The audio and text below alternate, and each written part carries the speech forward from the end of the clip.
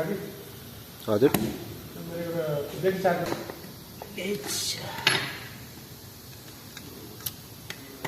Nice ल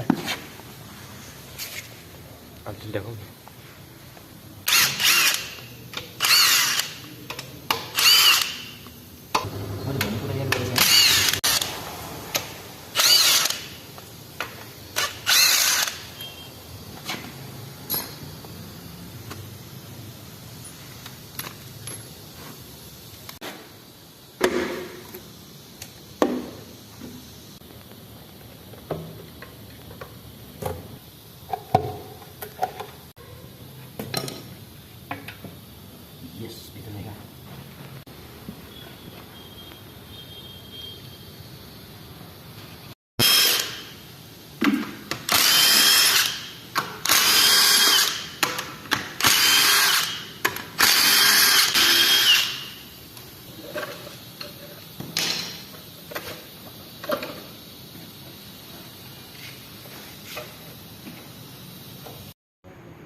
यस यो चाहिँ हाम्रो land Rover defender 2.4 litre engine है।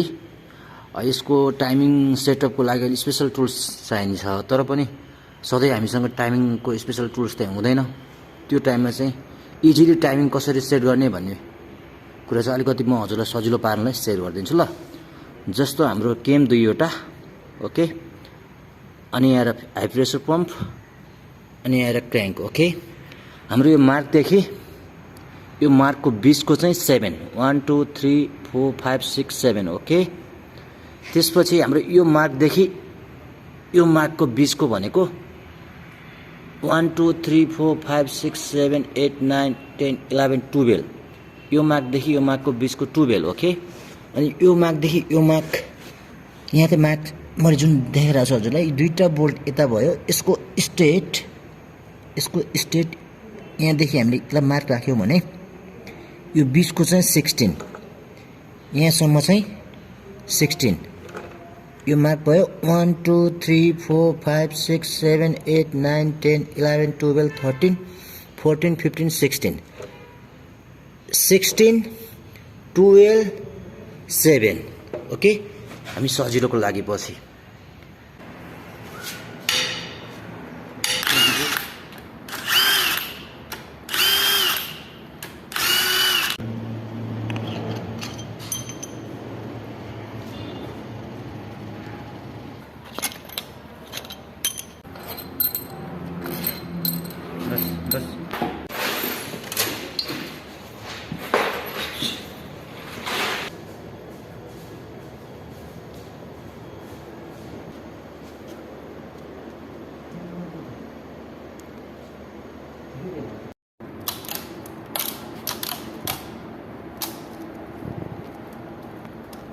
yes.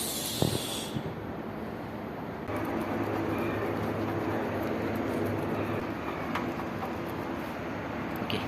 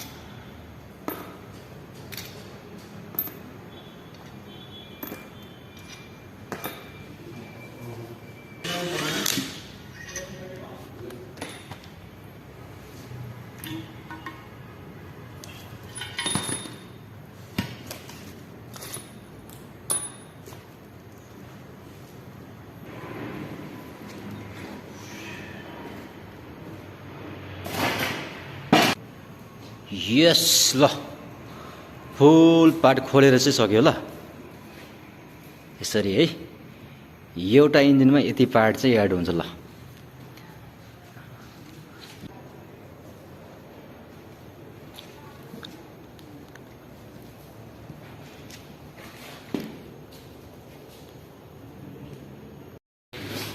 हाम्रो यो इन्जिन यसरी खोल्नुको मेन रिजन भनेको चाहिँ ब्याक कम्प्रेसर थियो है ब्याक कम्प्रेसरको रिजन चाहिँ के रहेछ भन्दा मेन यो 2 नम्बर सिलिन्डरको पिस्टनको